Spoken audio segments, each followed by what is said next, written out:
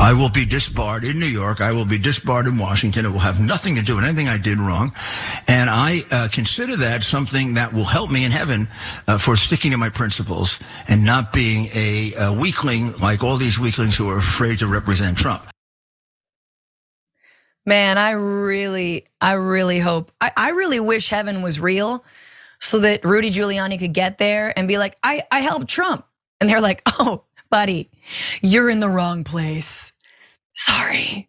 Like, that would be great. Very fun. Also, I thought Giuliani was already disbarred, but no, I think he's had his license suspended. But I guess he thinks that, yeah, it's gonna happen for him. That's Giuliani saying that he will be rewarded in heaven for supporting Donald Trump, even though Donald Trump doesn't always support him. When he really should be focused on his money right now. Things for the former president's lawyer are not looking good.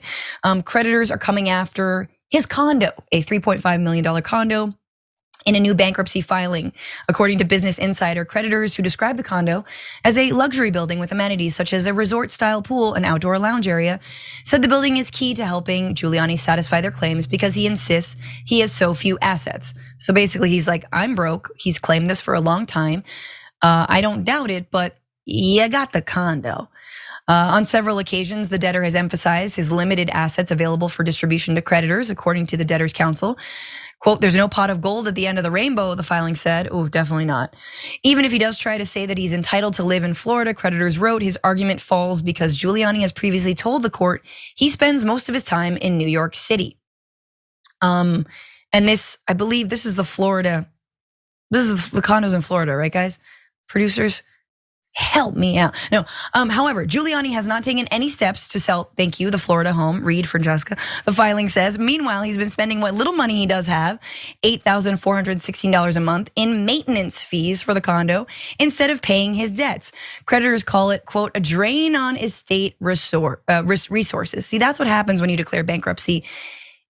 All of your finances are under scrutiny. And if you're paying $8,416 for what?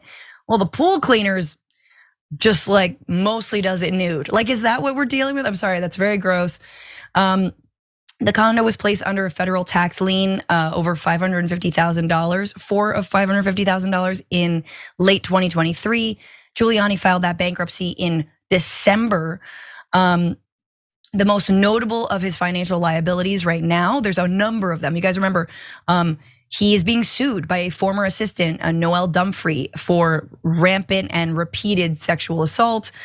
But also that Georgia election thing. Yeah, not the one where he's involved in, the criminal conspiracy to defraud the voters, but when he went after Ruby Freeman and Wandrea Shea Moss, which a court found him of defaming both of them, mother and daughter, who were working the elections that day in Georgia. And they've had to move, they've had their lives turned upside down. I love this image of Donald Trump speaking at the Four Seasons Total Landscaping. God, I'll never get tired of that. God, I can't believe he's running again. I can't believe he's gonna maybe win. Yaz, does Giuliani need Trump to win as bad as Trump needs Trump to win in November? That is a great question. I mean, I don't know. Like, how do you compare? They both, this whole Republican Party, this iteration of it is so defunct that it's really hard to pinpoint even at this point who is responsible. I know we want to put a lot of that blame on Trump, but really it was a team effort that got us to this point. And Rudy Giuliani is a part of that team, an unforgettable part of that team.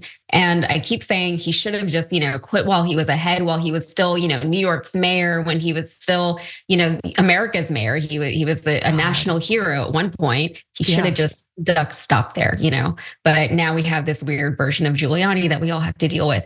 And, I mentioned in the last segment that, I'm not religious, and really I'm just disappointed with organized religion specifically because, people like Rudy Giuliani, he's such a horrible person, but he thinks that, as long as he's baptized or whatever, as long as he says he's a Christian, that he's gonna get whatever he deserves, which apparently is all the good things once he dies, and what that does is it absolves people from the guilt of the things that they do here on this earth. They don't care about the people that they hurt. They don't care about the planet that they hurt, because none of this matters. The only thing that matters is an afterlife that they don't even know if it's going to be here. They don't know if it's coming.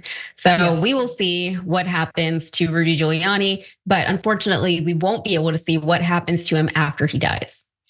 Yeah, if I were a Christian, I would feel incredibly disgusted by someone trying to say that they will be in heaven because they supported Donald Trump. And I think a lot of Christians have actually jumped ship on, I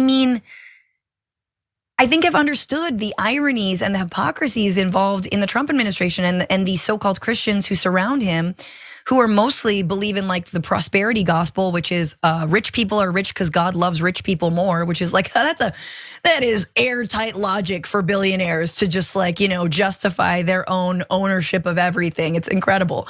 But yeah, here he is. This is the last thing he's got is, well, maybe heaven will forgive me. Up there, down here, all you earthlings, you talk about money and condos and all these earthly possessions, but I'm looking up there. Oh boy. I sort of feel sorry for Giuliani, and then you're like, no, he's a creepy a-hole liar. No, sorry.